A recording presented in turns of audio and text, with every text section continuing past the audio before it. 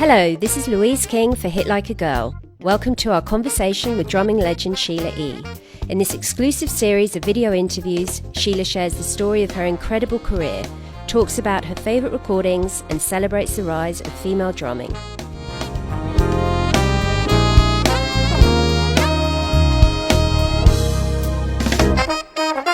So I think we'll start right at the beginning and the experience of being born into a very musical household and how that was for you as a child growing up, just being surrounded by music from such an early age. Wow, that was a long time ago. Growing up in a household of music was fun, loud, watching my dad practice to LPs, for those of you who don't know what LPs are. Records. He would practice to records every single day. That was like what I saw and what I heard every day. Sometimes they would have jam sessions. He would have other percussion players in the house jamming, and then they would have his band rehearse like this in the living room. And the percussion would be here in the middle of the living room, and just hear music every day, all day. And how inevitable do you think it was that you were going to end up playing drums and percussion? Is it something that you just remember being immediately drawn to? No, I didn't know that I was going to be a musician at all. I loved music. I loved being around it. I was always listening to music. We were dancing when we were young to a lot of the Motown musicians, artists. And then growing up in the Bay Area, a lot of music has come from Oakland. At the time, Sly and the Family Stone and Tower Power and Santana, Grateful Dead. We had so many bands to listen to. But I loved sports, and I wanted to be a track and field. I went into track and field. I wanted to win a gold medal in the Olympics. That's what I wanted to do. And I played soccer. So that's what I did during elementary school, junior high school, and some of high school sports. But I still loved music, but that wasn't my first love. My first love was sports, being an athlete. And when do you remember first starting to hit things? Was it your dad's instruments that you were hitting, or was it the pots and pans like so many people started out playing? Yeah, hit things. I think my parents said pots and pans first, for sure. And then they also said there was like a Jiffy commercial that came on when I was 3 years old. And my dad said that was the first time that he noticed I realized music. Like I was happy when I heard that specific commercial. So the Jiffy commercial, he just said, oh my God, she might be a musician. That was 3 years old. Yeah. And when you did start learning to play, was it your dad teaching you to play, or were you self-taught just by sort of building on what you were hearing around the house? Yeah, basically just hearing my dad play. I was like, how kids pick up what your parents do or say, or I just picked up, what I heard him play every day. And when he got off the drums, the percussion, mainly not trap drums, but he'd get off the percussion and I'd go and play a little bit, just kind of whatever. I wasn't paying attention. But later on, I realized that in sitting in with other bands, that I picked up a lot of rhythms because of watching him play. It's not that he really sat down and taught me. At one point, I know in one of the interviews, he did say that, I think I was in the third grade, he noticed I really loved percussion, so he wanted me to play violin. And he suggested I learn violin in the third grade. Well, I was about 9, I think. And I just thought violin was just like so corny. But it was interesting because learning that music, classical music, really changed my life. It did. And I played for about 5 years.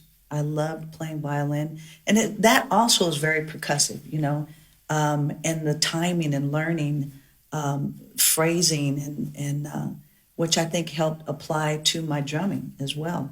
Again, not knowing that I was going to be a musician, but I ended up loving classical music as well. And that was a great part about my dad being a musician is that he brought different genres of music into the household, not just Latin jazz, which that's the foundation of who he is as an artist, but you know, like Coltrane or Miles Davis, like real jazz music, as opposed to the Latin jazz was different. We listened to a lot of radio. Radio was very important for us as well.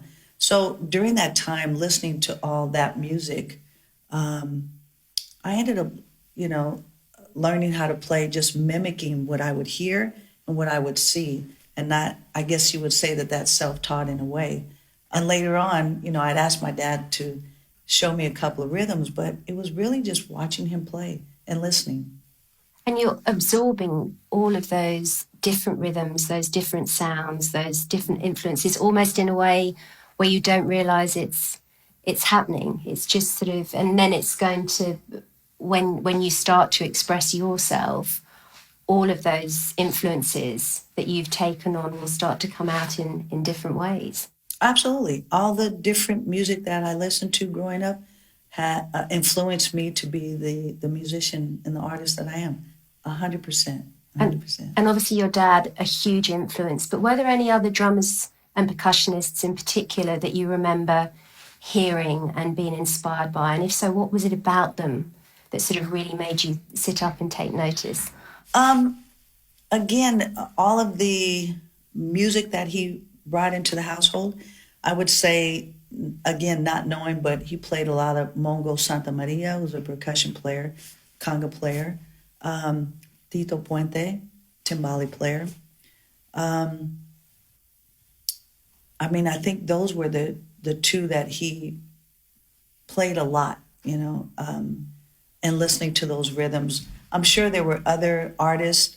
I don't remember, though. Again, I was very young, but it all seemed to be around that time where he was playing with his brothers, jam sessions, and then I would hear Tito Puente's music and Mongo's music as well. But again, having the jam sessions, you just kind of pick up and learn those rhythms by just listening and watching.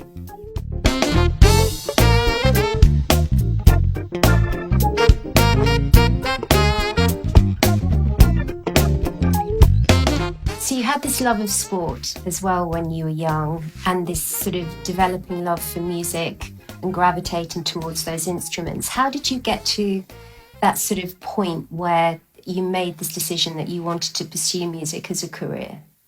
I sat in with different bands, and at one point this band contacted me and said, you know, I heard your dad's playing with Santana. We would love for you to audition on drums. And I said, sure. So I wanted to play music, and I said, hey, this is an opportunity for me to play in a band. I didn't know how to play drums. I didn't have a drum set, so I contacted my cousin who had a drum set, and I asked him to teach me how to set up the drums so I looked like I know what I was doing.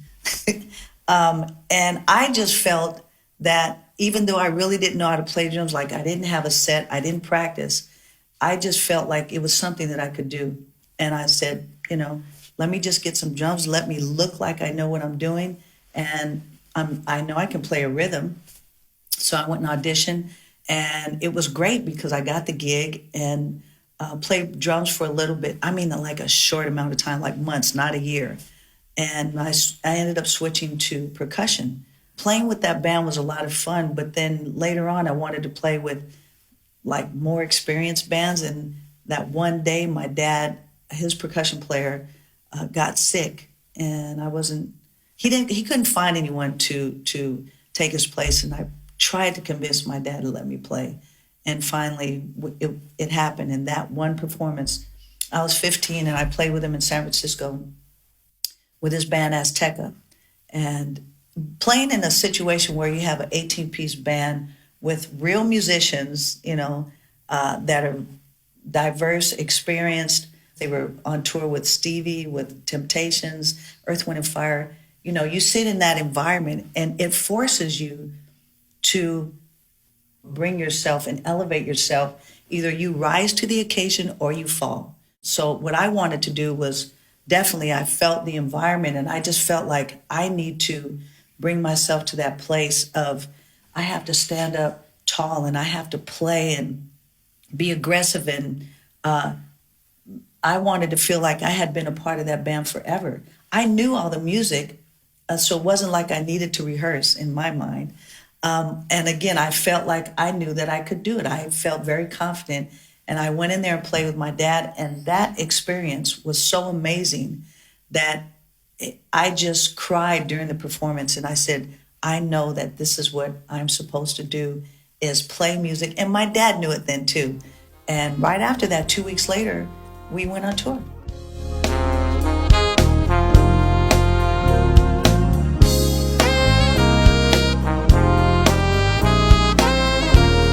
That was the Off the Wall record with Michael, and Quincy called me and said, Michael's wants you to come in. We want you to come in, but he's making these sounds. I'm not sure what percussion instrument it is, so maybe you can help me come and record. So I listened to the song, and it was still kind of not totally done. I'm kind of known for, again, I can have a room full of percussion instruments, and at the same time, I will build something in the back. Give me a closet that has some tools in it. I'll come up with something, you know? So that's exactly what happened. I was listening to it going, I think we need to do something different. I took some water bottles. They were actually, it has to be glass, and I poured water in them. And the stick, there's like a metal stick that you use for a triangle. When you play triangle, that stick that you hold. I hit the water bottles with the stick, but I tuned the water bottles to the song so that it was in the same key.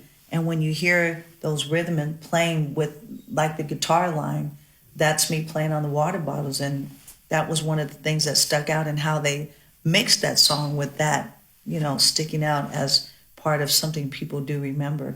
So when I got the record, it came out, I called Michael called me and said, I'm going to be in Berkeley at Leopold's, which a place everyone went to. I'm going to do signing the record, so come and hang out. Okay, so I meet him there, and I go to pick up the record because it was there, and I was like, oh my God, I get to see my name on Michael's record. And I looked, and I'm like, but where is it? What's going on? He's like, what? My name's not on the record. He had no idea. So I think it was me, Greg Gaines, who everyone knows and has played on everything. His name is not on it either, and he played on the whole record. So there's about 4 of us that their names were left off. And it's funny because last week I got my royalty check from that song. And I looked at it, I was like, I have to call the record company to show that you guys are still sending me money for this song. Can you put my name or send me my quadruple platinum record that you owe me, right? Because you're sending me the money, here's my name on this song, but I don't have the platinum record. Like, come on, you guys. It's all good, though. So I get to tell the story so people know that I did actually play on that song.